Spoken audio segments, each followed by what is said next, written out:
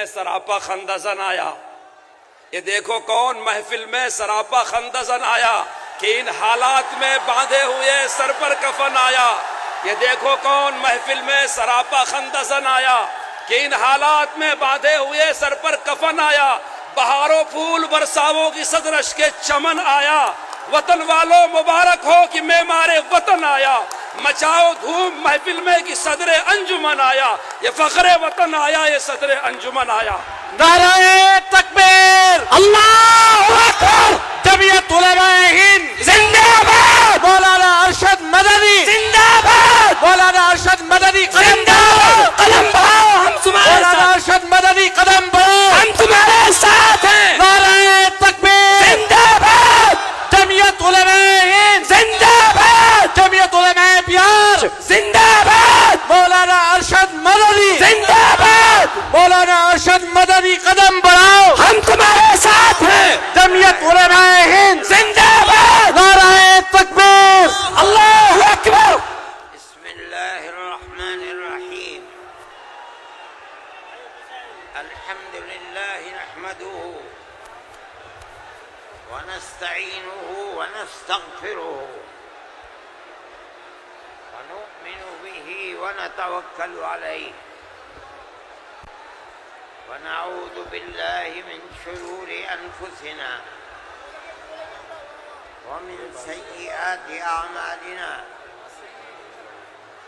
من يهده الله فلا مضل له ومن يضلله فلا هادي له. ونشهد أن لا إله إلا الله وحده لا شريك له. ونشهد أن سيدنا ومولانا محمدا عبده ورسوله. اما بعد. شہر پٹنہ کے معزز حضرات، جمعیت علماء ہند کے ورکرز اور بہار سے آئے ہوئے جمعیت علماء ہند کے شیدائی جو حضرات ہال میں موجود ہیں اور بہت سے لوگ ہال کے باہر بھی ہیں. جمعیت علماء ہند کا یہ اجلاس صوبہ بہار میں بلایا گیا ہے. آپ حضرات کو یہ بات ضرور معلوم ہوگی اور جمعیت علماء کے ورکرز اس بات کو جانتے ہیں کہ جمعیت علماء تقریباً 100 سال سے اس ملک کے اندر ایسی پیار و محبت کے ساتھ قربانیاں دیتی چلی آئی ہے جس کے اندر ذات، برادری، مذہب، مالداری اور فقر ہر چیز سے اوپر اٹھ کر جمعیت علماء نے ہمیشہ ملک کی آزادی کے لیے، ملک میں امن و امان کو پیدا کرنے کے لیے، ملک کے ہر فرد کے ساتھ پیار و محبت اور احترام کا معاملہ کیا ہے. کبھی بھی ملک کے اندر بسنے والوں کے درمیان میں نفرت، دوری، ایک دوسرے کے گریبان پر ہاتھ ڈالنا، برا بھلا کہنا، جمعیت علماء اور جمعیت علماء کے ورکرز اور اکابر کا یہ طریقہ نہیں رہا ہے. اسی طریقے پر ہم نے قربانیاں دے کر ہمارے بزرگوں نے ملک کو آزاد کرایا ہے۔ ملک کو آزاد کرانے کے بعد ملک کا دستور بنایا گیا۔ کوئی یہ سمجھتا ہے اگر کہ ملک کا دستور بغیر مسلمانوں کو ساتھ لیے ہوئے صرف ہندوؤں نے دستور بنایا ہے تو وہ بسم اللہ کے گنبد میں رہتا ہے، اسے دنیا کا کچھ پتہ نہیں ہے۔ کیونکہ اس ملک کی آزادی میں ہمارا کردار 145 سال کا کردار ہے۔ کسی کا کردار اتنے لمبے زمانے تک نہیں ہے کہ وہ مرتے مارتے پھانسی کے پھندوں کے اوپر لٹکتے اپنی گردنوں کو کٹواتے ہوئے 145 سال تک اس ملک کے اندر ہم نے کام کیا ہے۔ 1803 سے لے کر 1947 تک اگر کوئی مائی کا لال ہے، دودھ پیا ہے تو آ کر کے کہے کہ اس کا کردار 145 سال کا کردار ہے۔ جمعیت علماء کہتی ہے یہ علماء کا کردار ہے۔ یہ کردار پیار و محبت کے ساتھ تھا، گریبان پکڑ کر یہ کردار نہیں تھا۔ ایک دوسرے کے درد میں اور سکھ میں ہر چیز کے اندر شریک تھا۔ یہ ہمارا کردار تھا۔ ہم نے اس طرح سے اس ملک کو آزاد کرایا، کوئی نہیں تھا آزادی کی آواز اٹھانے والا۔ 1803 سے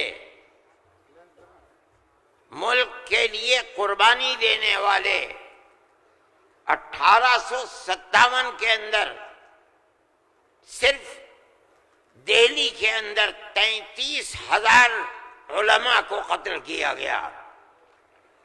سنبھل میں، مراد آباد میں، میرٹھ میں سینکڑوں علماء کو جس کے جسم کے اوپر لباس عالموں جیسا ہوتا تھا اس کو پھانسی کے تختے پر چڑھا دیا جاتا تھا۔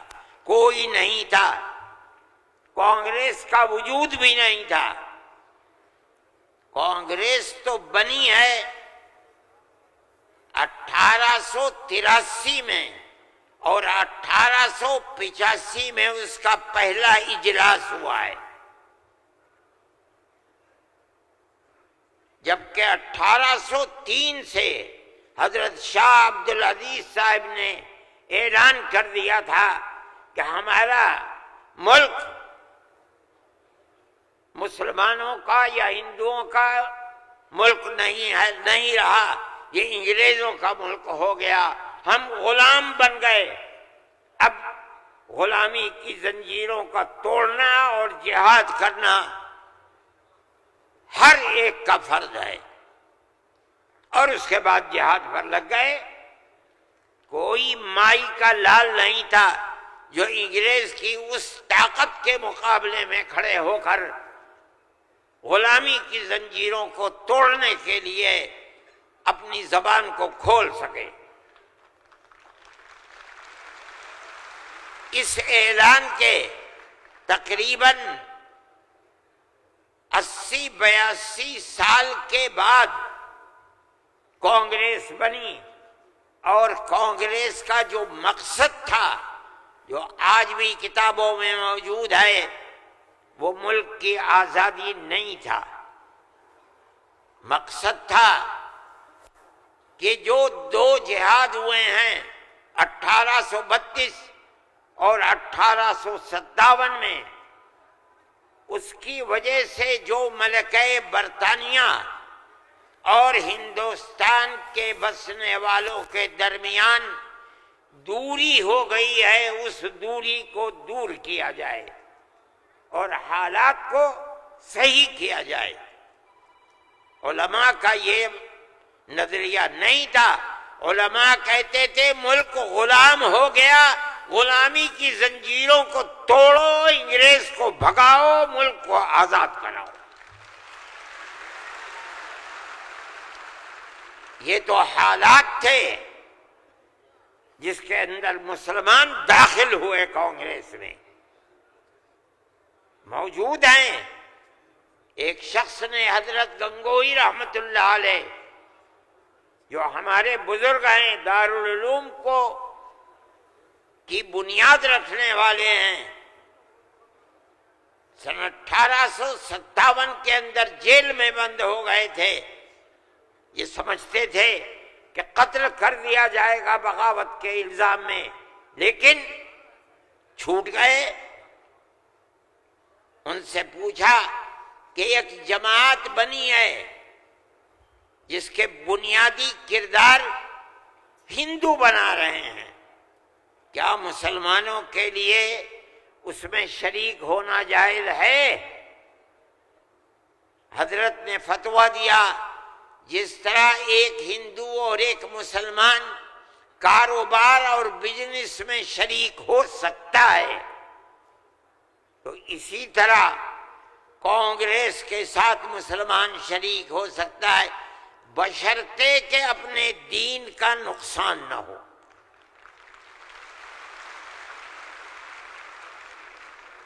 اس کا مطلب نہیں سمجھے تھے لوگ۔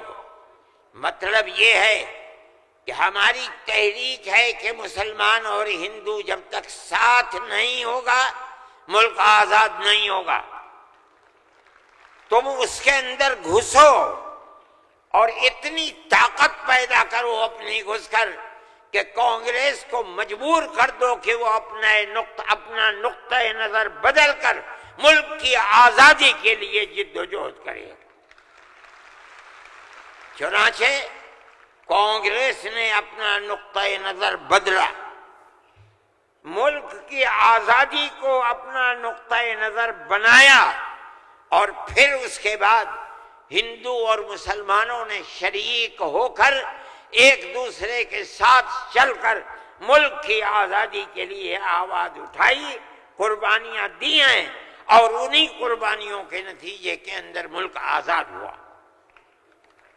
میرے بھائی، اس بات کو سمجھیے، جیسے جیسے ملک کی آزادی قریب ہوتی جاتی تھی، جمعیت علماء ہند بار بار کانگریس سے کہتی تھی کہ ہم نے تمہارا ساتھ دیا ہے، آج ہم تمہارے ساتھ کھڑے ہیں، ہمیں یہ بتاؤ کہ ملک کی آزادی کے بعد ملک کا دستور کیا رہے گا، کیا سیکولر دستور ہوگا یا مذہبی حکومت ہوگی؟ اگر سیکولر دستور ہوتا ہے ہم تمہارے ساتھ ہیں، اور اگر سیکولر دستور نہیں ہوتا تو ملک کی آزادی میں ہم تمہارے ساتھ نہیں ہیں۔ بار بار ہمارے پاس کانگریس ورکنگ کمیٹی کی تجاویز موجود ہیں۔ کانگریس بار بار عہد کرتی ہے کہ ملک آزاد ہوگا تو ملک کا دستور سیکولر دستور ہوگا، ہر اقلیت کو اپنے مذہب کے اوپر آزادی سے چلنے کا اختیار ہوگا۔ چنانچہ ملک آزاد ہو گیا۔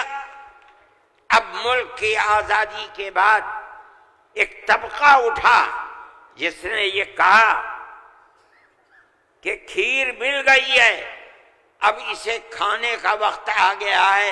انہوں نے کہا کہ ملک کی دستور ہندو دستور بنے گا، سیکولر دستور نہیں بنے گا۔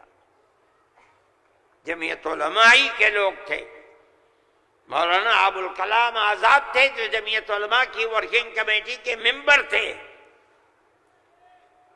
مولانا مدنی تھے، مفتی اعظم مفتی کفایت اللہ تھے، مولانا حفظ الرحمان سوہروی تھے، اور ان کے پیچھے لاکھوں آدمی تھے۔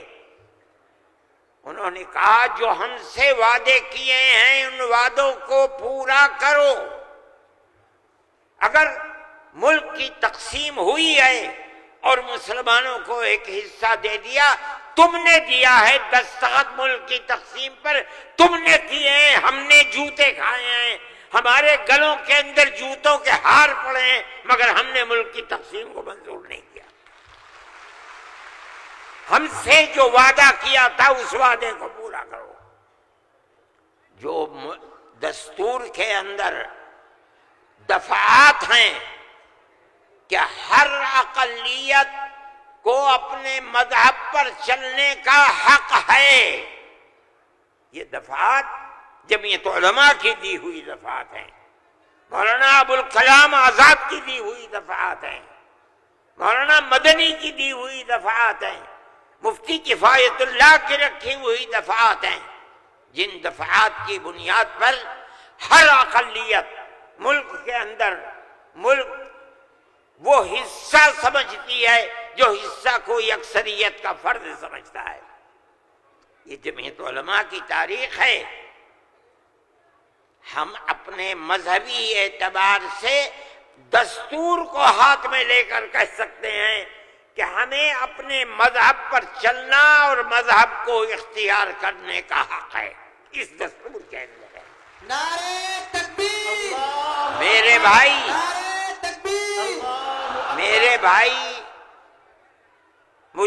میرے پاس واٹس ایپ نہیں ہے، میں یہ لغو کام نہیں کرتا، نہ مجھے فرصت ملتی ہے کہ میں دیکھتا ہوں ہر وقت واٹس ایپ کو۔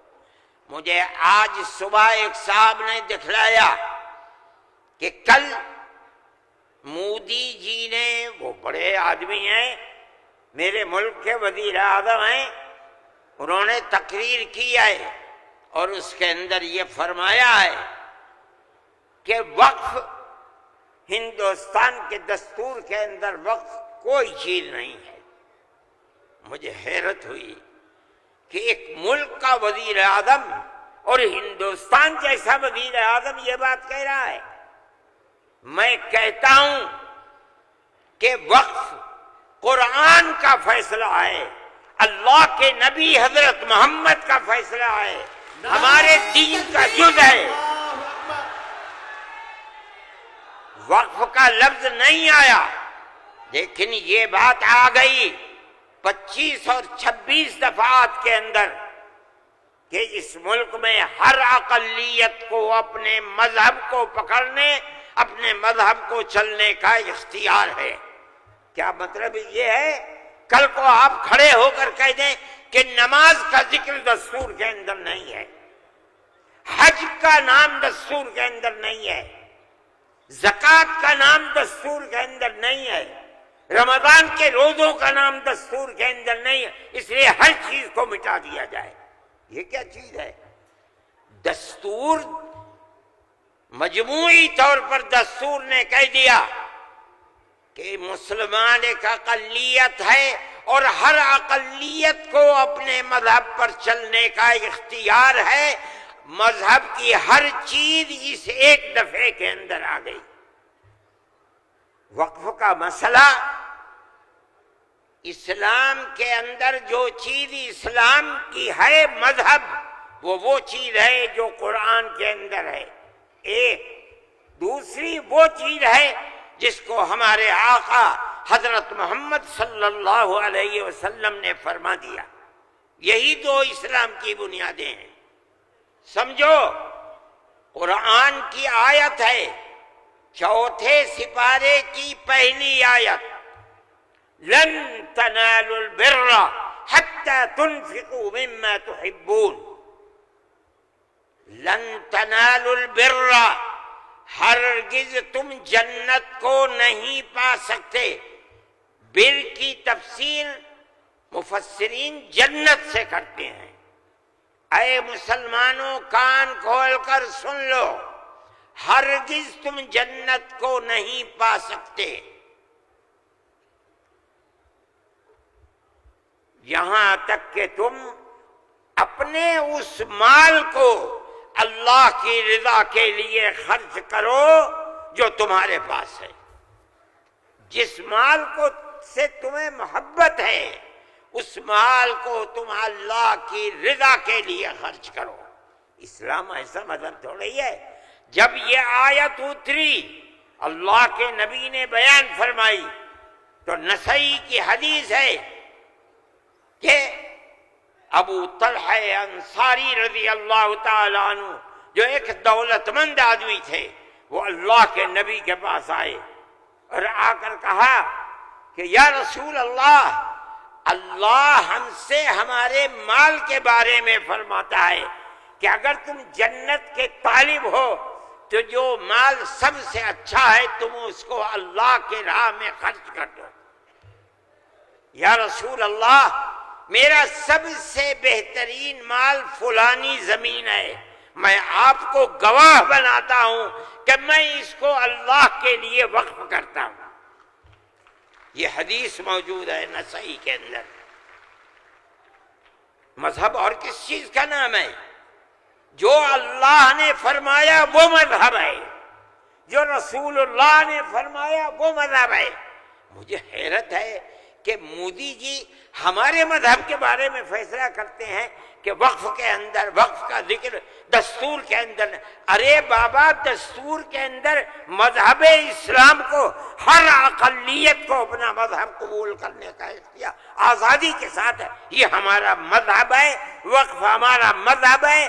اللہ نے فرمایا, رسول اللہ نے فرمایا.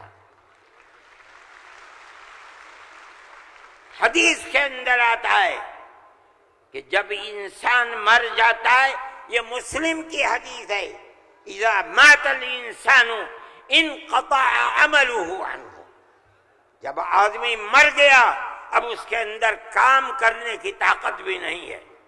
اب اسے کسی چیز کا ثواب ملتا تھا, نماز پڑھنے کا, روزہ رکھنے کا, نہ نماز پڑھ سکتا ہے نہ روزہ. مگر فرماتے ہیں تین چیزیں ایسی ہیں مرنے کے بعد بھی آدمی قبر میں چلا گیا اسے ثواب ملتا رہتا ہے. کیا ہے اس کے اندر؟ پہلی چیز ہے صدقۃ جاریۃ, ایسا صدقہ کر کے جانا کہ جو اس کا ثواب برابر جاری رہے.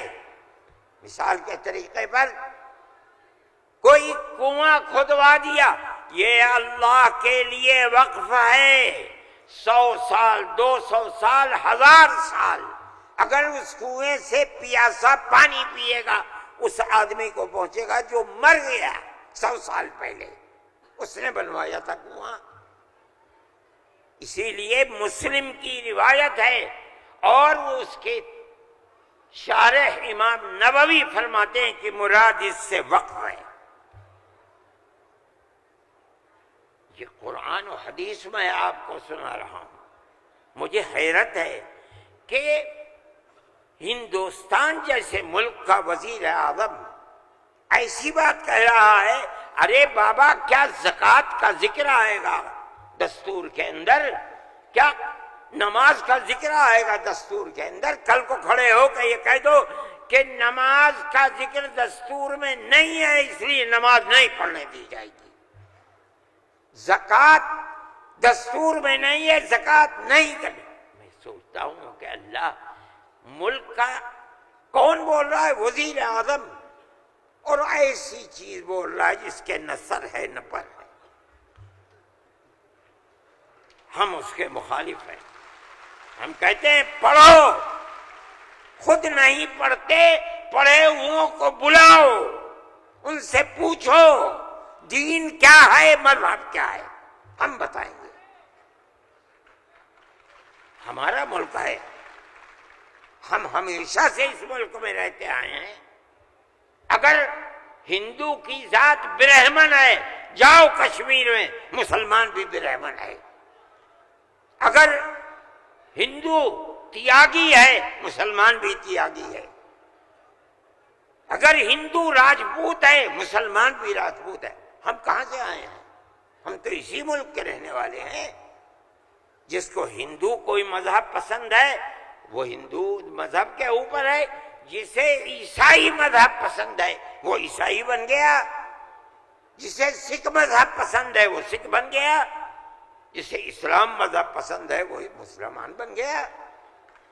لیکن جس طرح ایک گھر کے اندر 5 بیٹے ہیں، ایک ٹھگنا ہے، ایک لمبا ہے، ایک کالا ہے، ایک گورا ہے، یہ اختلاف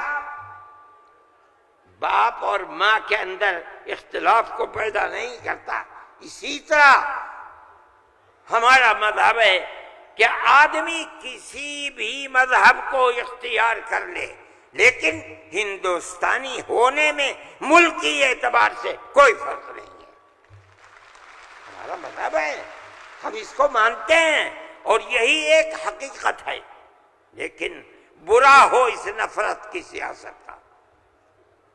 ایک ایسی بات کہہ رہے ہیں جس کے نہ سر ہے نہ پیر ہے، ایسا معلوم ہوتا ہے جیسے ہر مذہب کی ایک ایک جزئی چیز کو دستور میں ہندوستان کے اگر لایا جائے گا تو وہ دستور ہوگا، نہیں لایا جائے گا دستور نہیں ہوگا۔ لیکن میں کہتا ہوں کہ یہ غلط ہے، مودی جی کو ایسی کچی بات نہ کہنی چاہیے، لیکن دنیا ہے ہر بات کو کہتی چلی جا رہی ہے۔ آپ کے برابر میں جب ملک کا پرائم منسٹر یہ باتیں کرتا ہے جس سے مسلمانوں کے خلاف نفرت ظاہر ہوتی ہے، ملک کا ہوم منسٹر ایسی باتیں کرتا ہے تو دوسرے کیوں نہ کریں گے؟ آپ نے دیکھا جھارکھنڈ کے اندر جس کے ذمہ دار بنایا گیا آسام کے چیف منسٹر کو، آسام کے چیف منسٹر کی روز کی تقریریں آپ سنیے، مسلمان کو مسلمان نہیں کہتا، اس کی زبان سے مسلمان کا نام نہیں نکلا، ہمیشہ گھس بیٹھیا کہتا ہے۔ میں کہتا ہوں یہ کتنی بڑی جہالت ہے، جس برادری کا وہ آدمی ہوگا اس برادری کے مسلمان بھی آسام میں ہوں گے۔ ہندوستان کی کوئی برادری ایسی نہیں ہے جس کے اندر مسلمان نہ ہو، وہ مسلمان کا نام لیتے ہوئے گھبراتا ہے، مگر خدا کی قدرت ہے جو 1 مہینہ جھارکھنڈ کے اندر رات اور دن تقریریں مسلمان کے خلاف کرتا رہا، وہاں مسلمانوں کا نام لے کر ان کے خلاف بولنے والوں کا منہ کالا ہو گیا۔ نعرہ تکبیر، جمعیت علماء ہند، مولانا ارشد مدنی۔ اس کا مطلب کیا ہے؟ اس کا مطلب سمجھو، صرف یہی مطلب نہیں ہے کہ وہ تقریریں کی اور تقریریں کر کے چلے گئے، اس کا مطلب یہ ہے کہ وہ رات اور دن مسلمانوں کے خلاف زہر اگل رہے تھے۔ جھارکھنڈ کے صرف ہندو نہیں، ہندو اور مسلمانوں نے مل کر اس تحریک اور اس سیاست کو تھوک دیا اس کے اوپر۔ الیکشن کے اندر بی جے پی کی ناکامی وہ صرف مسلمان کے حصے میں نہیں لکھی جائے گی۔ مسلمان کی تعداد کتنی ہے جھارکھنڈ کے اندر؟ اس کا مطلب یہ ہے کہ نفرت کی اس سیاست کو جھارکھنڈ کے ہندو اور مسلمان نے تھوک دیا، اس کے اوپر قبول نہیں کیا۔ وہ آدمی جو بولتا تھا وہ اپنے صوبے کے اندر بھی جب زبان سے کوئی بات نکلتی تھی مسلمان کے خلاف آگ ہی اگلتا تھا۔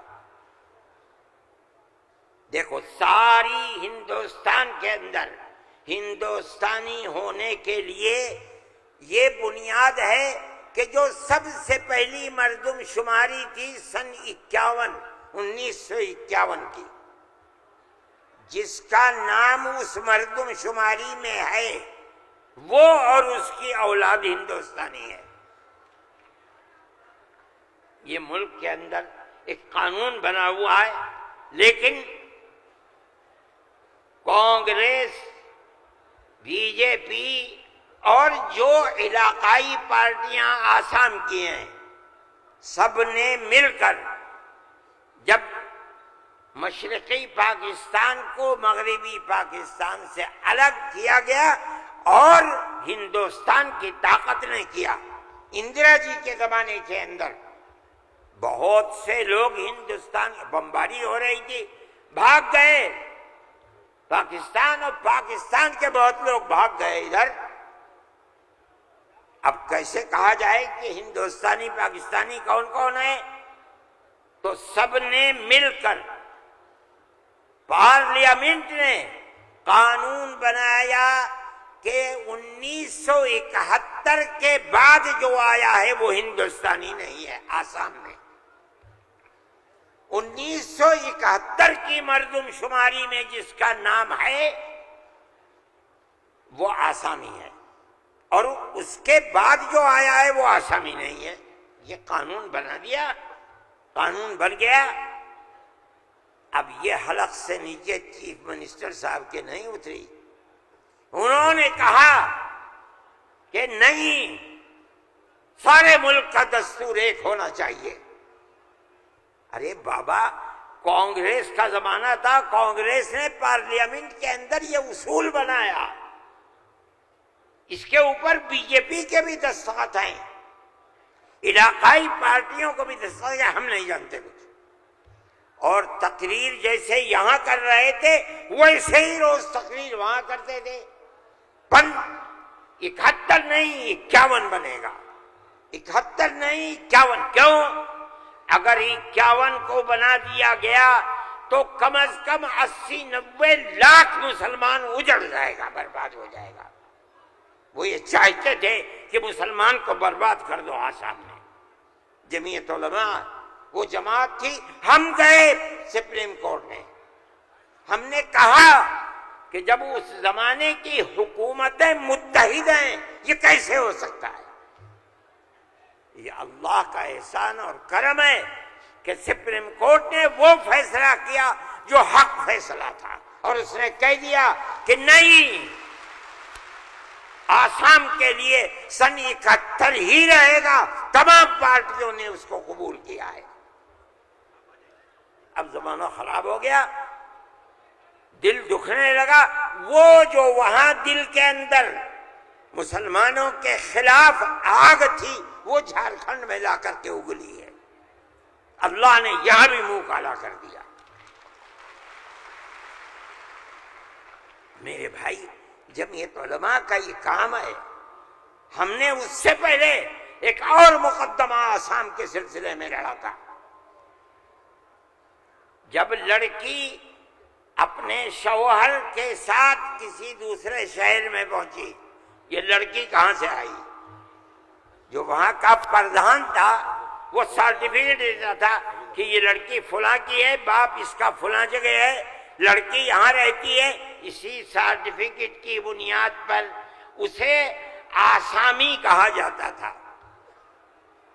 اس طرح کی لڑکیاں ہندوؤں میں 24 لاکھ اور مسلمانوں کے اندر 27 لاکھ تھی۔ وہاں کی فرقہ پرست طاقت کہتی تھی کہ یہ پردھان کا سرٹیفکیٹ کوئی معنی نہیں رکھتا۔ تنہا جمعیت علماء کی، ہم گئے سپریم کورٹ میں، اور جو بڑے سے بڑا وکیل جو ایک پیشی میں 15 لاکھ روپیہ لیتا تھا، اور اتفاق سے جو چیف جسٹس تھا وہ بھی آسامی ہی کا تھا سپریم کورٹ کا۔ مجھے تو بہت خطرہ تھا، ان کا ہوگا کیا؟ 47 لاکھ عورتیں ہیں اور ان کے بچے اگر لگا لو 1.5 کروڑ، یہ کہاں جا کے بھیک مانگیں گے؟ نہ کوئی مکان خرید سکتے ہیں، نہ جائیداد خرید سکتے ہیں، نہ ان کے بچے پڑھ سکتے ہیں، یہ کیا کریں گے؟ اللہ کی قدرت کا کرشمہ ہے کہ اس کے اندر بھی جمعیت علماء کو ایسی کامیابی ہوئی کہ مسئلہ ختم ہو گیا. 47 لاکھ ہندو مسلمان جینے کا حق انہیں مل گیا. یہ ایک چیز ہے. جمعیت علماء ہندو مسلم کی بات نہیں کرتی, ہمیں اس سے کوئی مطلب نہیں. جمعیت ہم علماء یہ ہند کہتے ہیں مولانا ارشد مدنی نعرہ تکبیر. مولانا ارشد مدنی قدم بڑھاؤ. جمعیت علماء ہند ہم یہ کہتے ہیں کہ ہم ہر ایک کے لیے کام کرتے ہیں. جمعیت علماء کا یہ کردار ہے. ابھی آپ کے سامنے بلڈوزر کی تحریک آئی, ہم نے یہ دیکھا کہ